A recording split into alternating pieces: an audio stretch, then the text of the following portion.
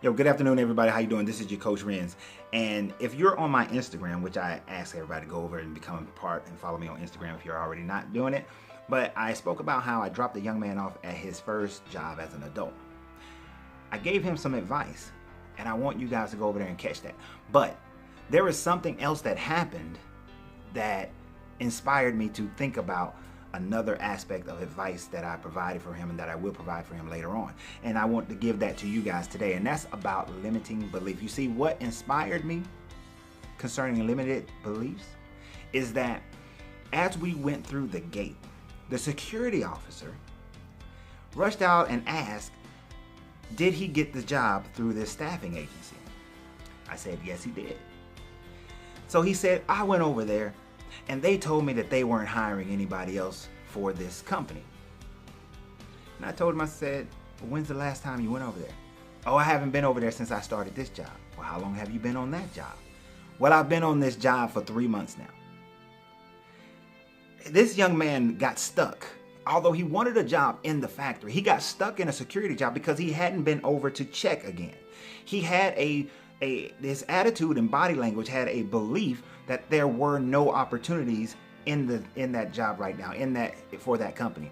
But because of his limiting beliefs and understanding that he's developed through life of that if I tried once, then the job is not there. The opportunity is not there now. So I'm going to be stuck in the position that I'm in. He has a limited belief. And I told him, I said, well, if you truly want to work here, then should you not every week go to the agency that handles all their hiring and apply every week, check every week? If your true desire is to work inside here, then you have to set yourself up in the environment where when an opportunity opens itself, they think of you because you have shown a relentless behavior, relentless activity to coming in there.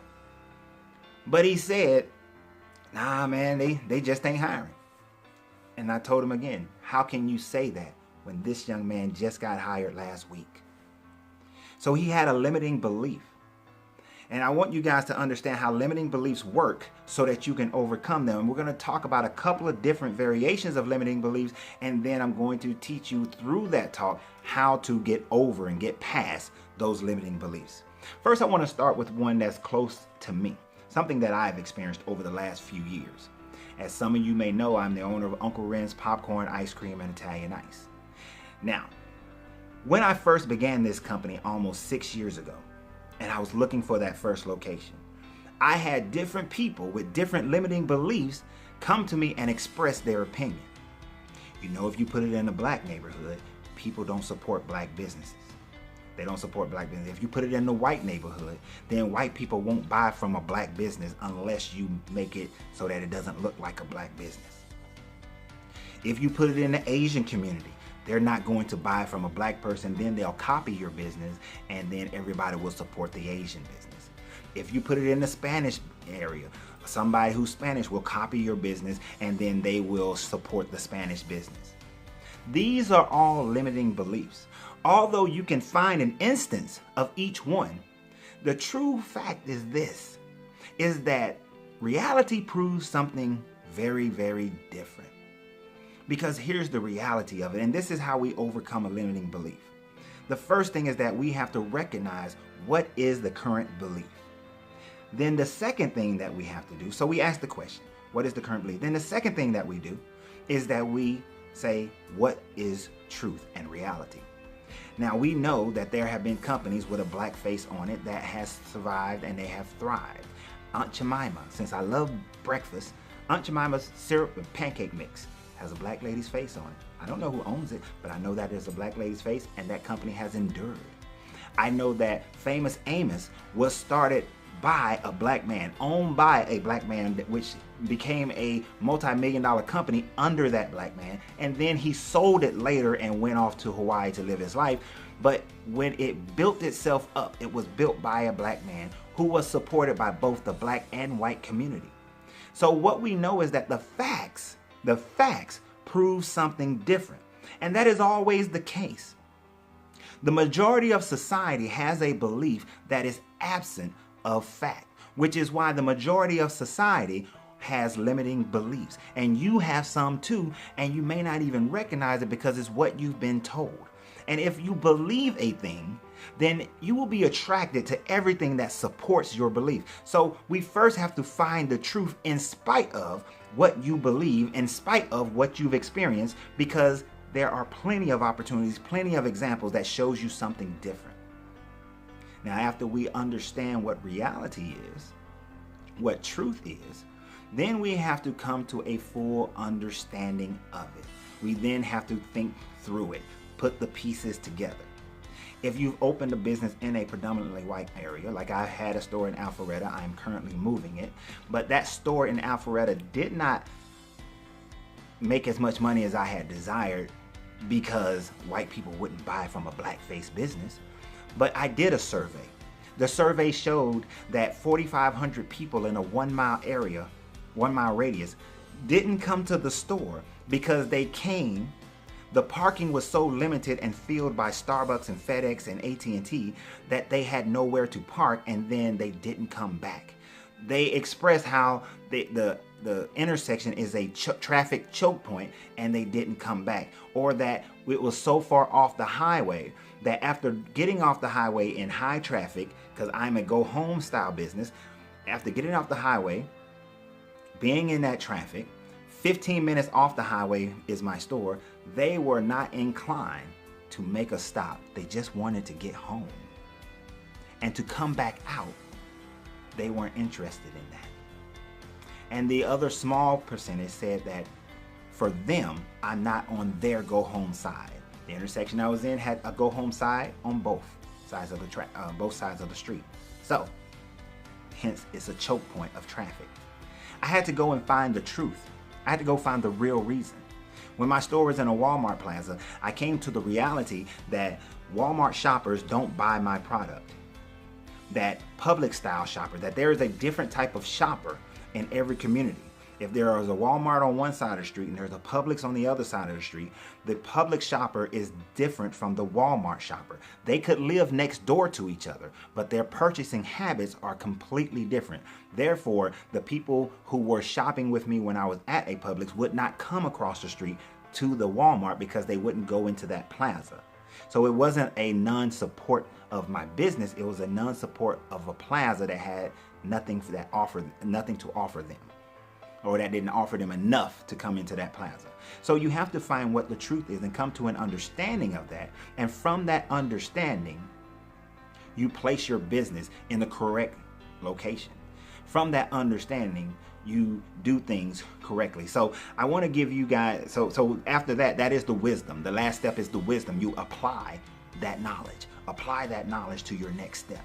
As you apply that knowledge to your next step, then you will see that your limiting beliefs have cost you. And for those who can't determine a why, those who can't pull it from inside themselves, then another thing that you should do is to figure out, what has my limiting belief cost me? How much money has it cost me? What type of relationships has it cost me? Find out what it has cost you and write that down, because when you realize that you did not open your business in a certain area because of a limiting belief, and it has cost you the opportunity to have a successful business, it has cost you the fact that now you've been struggling and working 7 days a week on a business that's not providing enough for you to be able to run the business system, that the business has been running you and you're not running the business. When you realize that, then it'll give you enough why. It'll give you enough drive. It'll give you enough of a desire to make changes, and you will then begin to make the changes based on your understanding of true knowledge and apply it to what you are doing now, so that wisdom takes over. Now I want to talk about one other thing. That video created a comment from a young man, and I understand what the young man is saying, but I have to say that the young man is incorrect. The young man said that we must also remember that a job, J.O.B, stands for just over broke.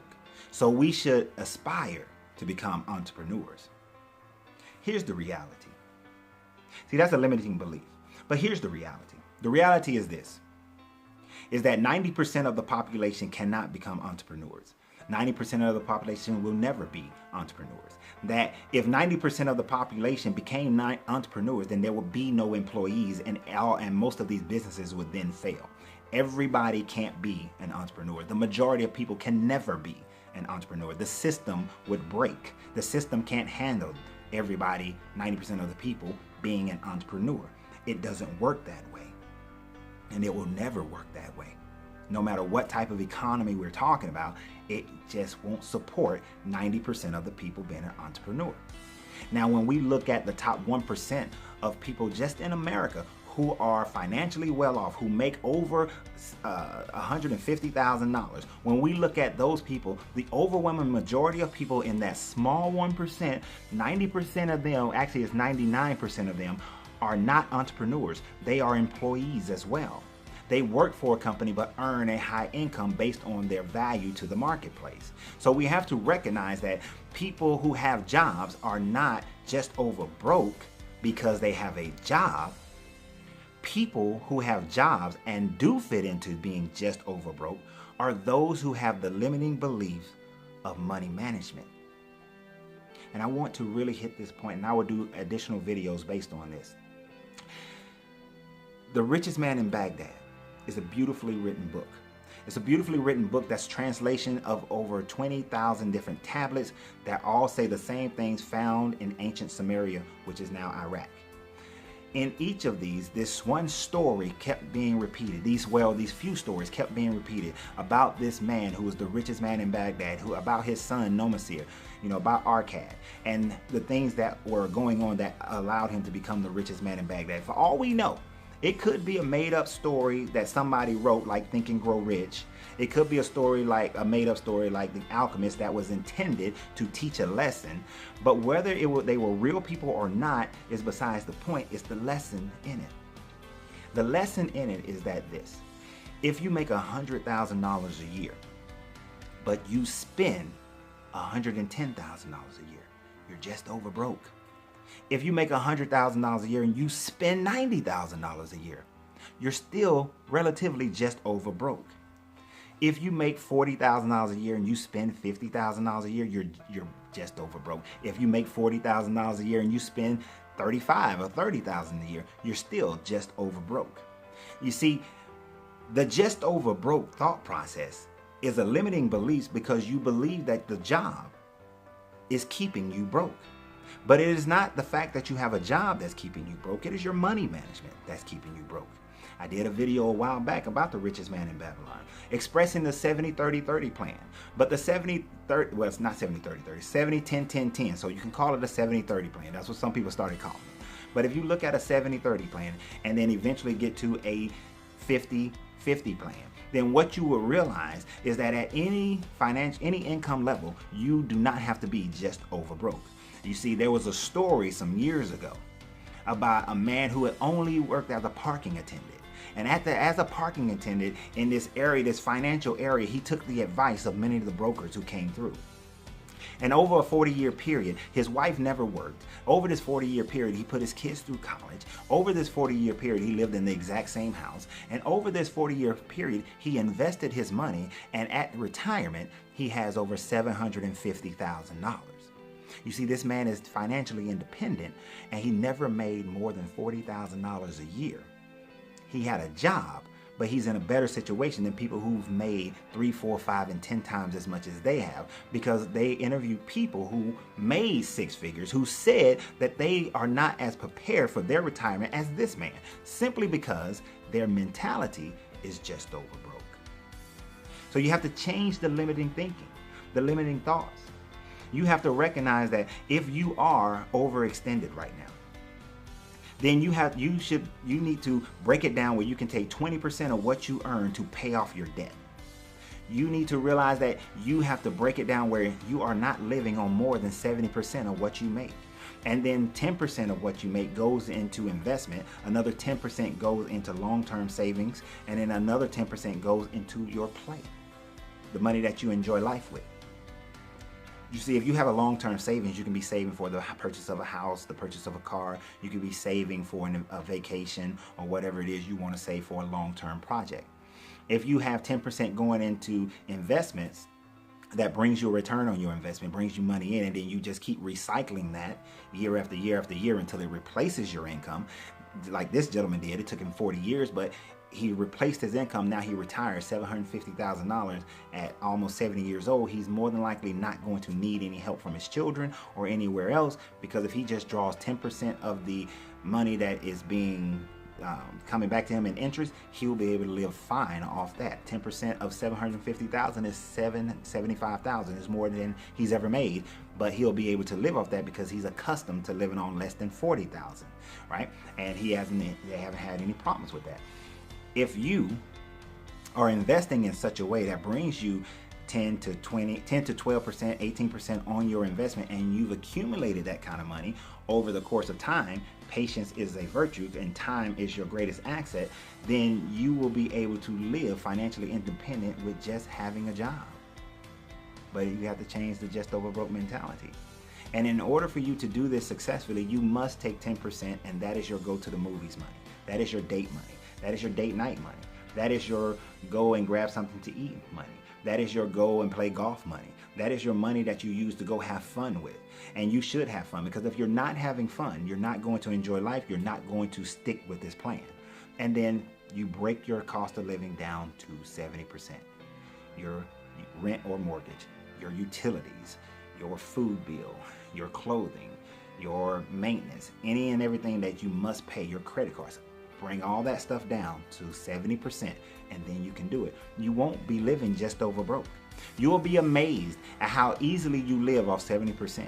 You will be amazed at the level of stress that leaves your family, because now you're not having financial stress. You're not worried about paying mortgage. You're not worried about paying insurance. You're not worried about paying utilities. You're not worried about paying anything, because you know that you have the funds for it.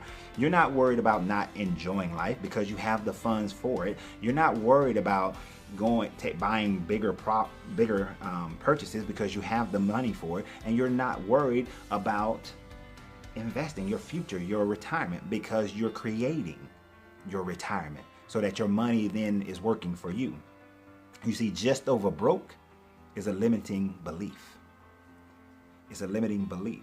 And it's a limiting belief that you've been told.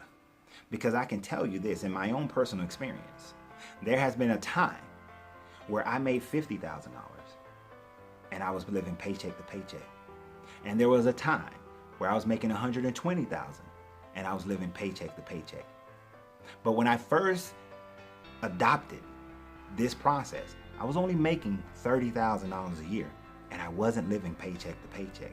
It is when I stopped and got out of the habit and allowed life to take control, and when I allowed what other people thought to take control, when I allowed trying to keep up with the Joneses take control, is when I began to live paycheck to paycheck, hand to mouth. But it is in a time like this where I've girded up my loins, as we say, and I have broken things away. I've paid off, all my debt, and now I can live. I don't live paycheck to paycheck, and I can actually take vacation, take breaks. I don't have that stress. It is at that time frame when you reinitiate, change your habits, get back into the system, or if it is your first time getting into it, that you realize that just over broke on a job, it's a limiting belief. Now, I'll admit, I am an entrepreneur. I'm not a good employee. I go into a company and I'm looking how we can make the company better, how the leadership can be made better, the processes can be more efficient. I'm not the employee that most companies can deal with, because I'm thinking about the company as if it was my own company and how I would make it better. And many people in management don't like somebody coming in doing that, because they want to keep the status quo. And having any limited belief is you keeping the status quo, which is why some companies, like under Steve Jobs, Apple grew because they would not keep the status quo.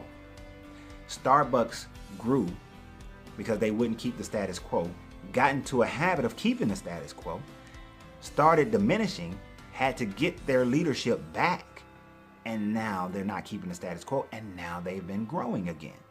This is the mentality that you need to have to get over your limited beliefs. You have them about relationships, you have them about gender, you have them about politics, you have them about your family, you have them about your friends, you have them about everything in society. And the worst one that you have is the one that is about you.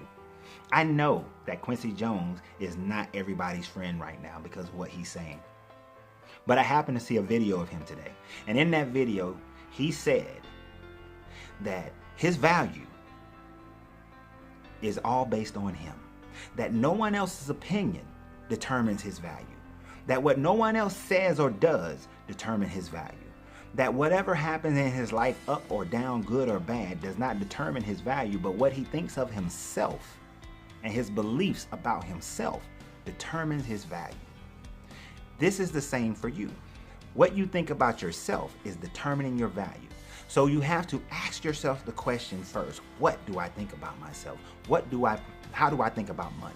How do I think about relationship? What do I think about male and female? What do I think about jobs? What do I think about all these things? Then ask yourself again, what is true about all of this? Not what I believe, not what I feel, not what I want it to be, but what is pure truth about this. Because businesses have survived and businesses have thrived in environments where other people would say it wouldn't. Relationships have thrived and they've survived in situations where other people say that they wouldn't. So for the ones that have, the ones that do, what is the reality? What are the true environments around everything that causes success or failure? Look at that, figure that out. Once you figure that out, come to the full understanding of it, and then with wisdom, apply it to your life. Apply it to what you do, how you live. A book of wisdom, correctly translated, says that in the beginning, with wisdom, we create. With wisdom, we create. But in order to have wisdom, you have to get the knowledge, have the understanding, and then apply that understanding so that in wisdom, you manifest your life. In wisdom, you manifest your love. In wisdom, you manifest your finances. In wisdom, you manifest the house. In wisdom, you manifest the healthy body. In wisdom, you manifest the spouse. In wisdom, you manifest all things that you desire. It is in ignorance and foolishness that we try to manifest our wants because they're based on limited beliefs and they're never fulfilled. So remember, you have to free yourself to be yourself because your greatness is non-negotiable.